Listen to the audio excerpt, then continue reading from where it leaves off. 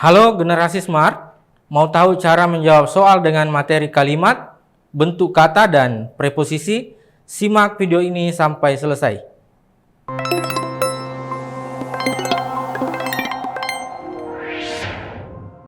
Soal nomor 1. Kalau kita melihat soal seperti ini, maka cara jawabnya adalah fokus pada opsi.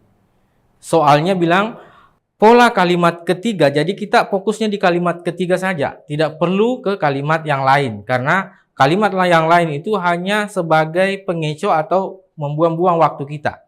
Jadi fokus di nomor 3 saja. Kalimat nomor 3 mengatakan peningkatan mutu jalan tersebut dengan lapisan aspal beton setebal 4 cm dapat menaikkan ketahanan hingga 5 sampai dengan 10 tahun.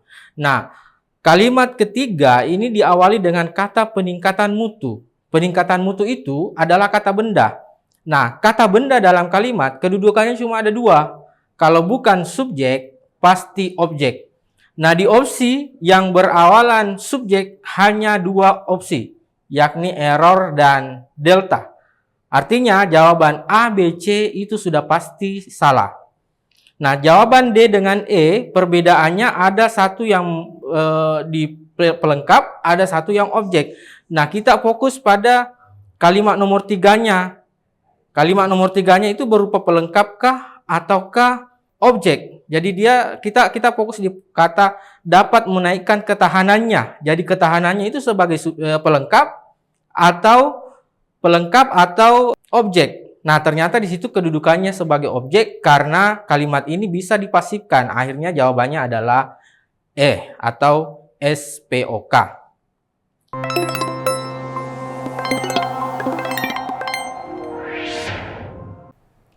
Jika kita mendapat soal seperti ini,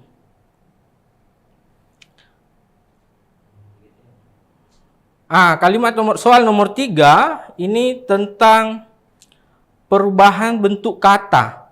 Perubahan bentuk kata, kita diminta mencari kalimat mana atau kata-kata mana yang pola pembentukan katanya sama dengan kata sebelumnya. Ini memang agak sedikit membingungkan karena di materi sekolah ini sangat jarang diajarkan. Bahkan kemungkinan besar tidak pernah diajarkan di sekolah. Kosakata manakah yang menjadi dasar pembentukan kosakata yang lain? Contoh misalnya seperti ini. Kata putri itu dibentuk dari kata putra. Jadi itu namanya kosakata memberikan sebagai dasar pembentukan kosakata yang lain. Nah, kita lihat di opsi. Di opsi ini ada kata remaja, persen, kritikus, bidang, dan keluarga. Nah, kira-kira dari kelima kata-kata itu yang manakah yang membentuk kosakata yang lain? Ternyata jawabannya di situ adalah kritikus. Kenapa seperti itu?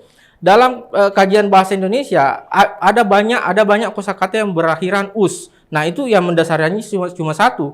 Jadi kritikus, politikus, dan lain-lain sebagainya. Maka jawabannya adalah kritikus atau opsi C. Ini disebut dengan gejala pembentukan kata yang masuk kategori analogi. Kata yang menjadi dasar pembentukan kata. Maka jawaban nomor 3 ini adalah opsi C, yakni kritikus.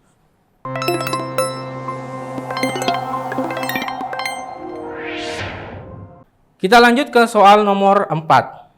Jika kita mendapatkan soal seperti ini, cara jawabnya adalah kita mencari atau menggarisbawahi saja yang mana yang masuk preposisi. Preposisi itu apa? Preposisi itu adalah kata depan.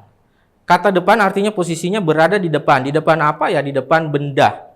Jadi cirinya itu kata preposisi itu harus ditulis terpisah dengan kata-kata yang mengikutinya. Jadi yang sering sekali muncul itu dalam soal di, ke, daripada, pada, kepada, dan lain-lain sebagainya.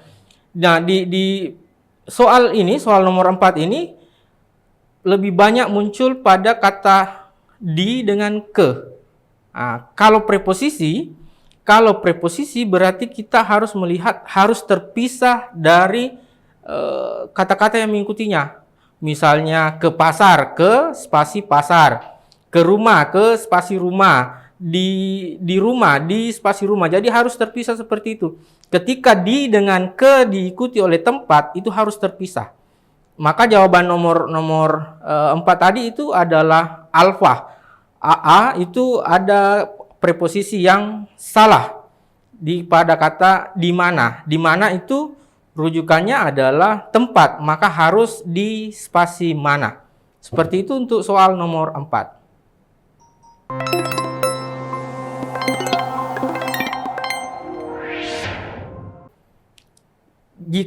Jika kita mendapat soal seperti ini nomor 5 pada dasarnya sama saja dengan yang ada tadi di nomor 3 tentang proses pembentukan kata analogi.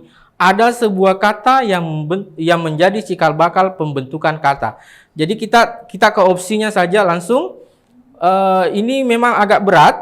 Kalau kita tidak terbiasa, maka soal ini akan susah. Kalau kita terbiasa, soal ini akan menjadi mudah. Kenapa? Pilihannya itu saja yang muncul.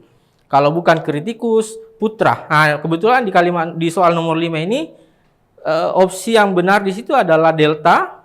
Kata putra itu membentuk kata putri dari proses pembentukan kata yang berjenis analogi.